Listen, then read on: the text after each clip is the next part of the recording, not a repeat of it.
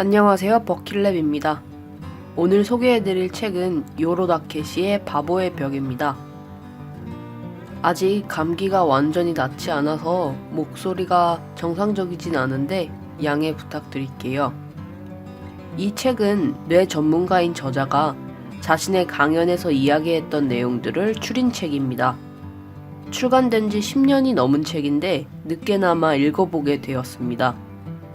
2003년 출간 당시에 일본에서 큰 화제가 되었던 책으로 6개월간 베스트셀러 1위를 하고 그 해의 유행어로 책의 제목인 바보의 벽이 선정되기도 했습니다. 바보의 벽은 무엇을 말하는 것일까요?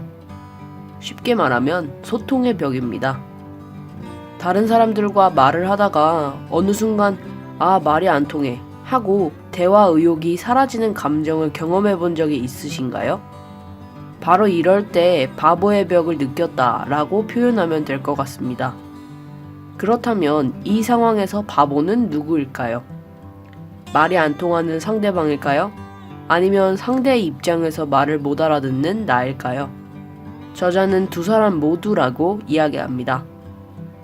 나의 입장에서는 당연한 상식을 제대로 이해하지 못하는 상대방이 바보처럼 느껴질 거고, 상대방의 입장에서는 말해주거나 천천히 들어보면 알 수 있는데 말하지도 않고 꿍해 있는 내가 바보처럼 느껴지겠죠.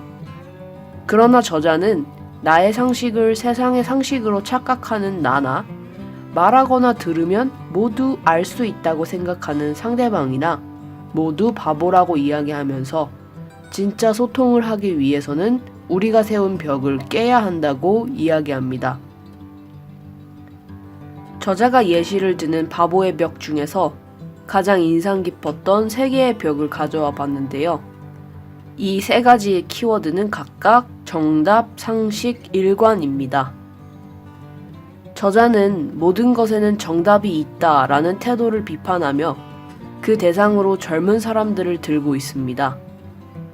많은 사람들이 어떤 문제 상황에서는 하나 이상의 정답이 있는 것을 당연하게 생각하고 있지만 전혀 정답이랄 게 없는 문제들이 실제 인생의 문제라는 점을 지적하고 있죠.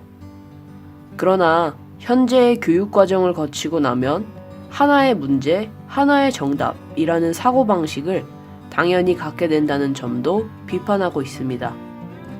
답이 없는 문제도 존재할 수 있다는 것을 인정하는 데에서 바보의 벽을 허무는 것이 시작됩니다.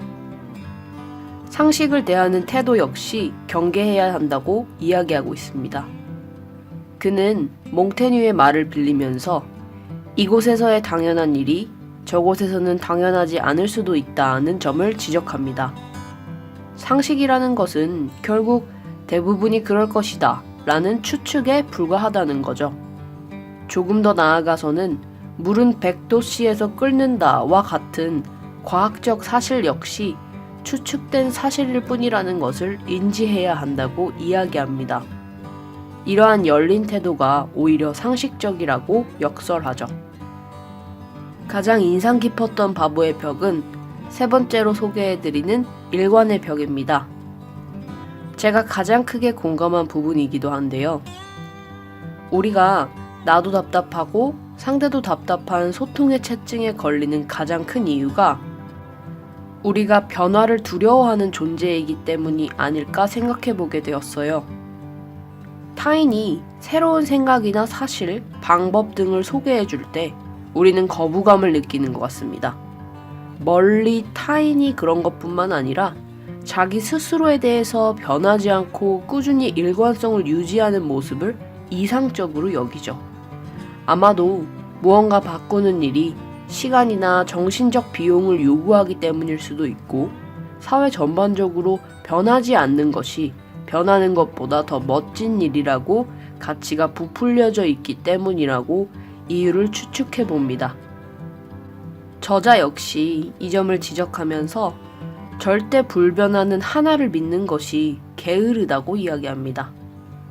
고민도 의심도 필요 없기 때문에 편리한 바보스러운 사고방식이라고 말이죠. 정답, 상식, 일관성 등 우리가 긍정적으로 여기는 가치들이 실제로는 우리를 한계 짓는 측면이 있다는 점을 지적하면서 바보의 벽을 넘어서 조금 더 근본적 의미의 소통을 하자고 설파하고 있는 책, 요로 다케시의 바보의 벽이었습니다.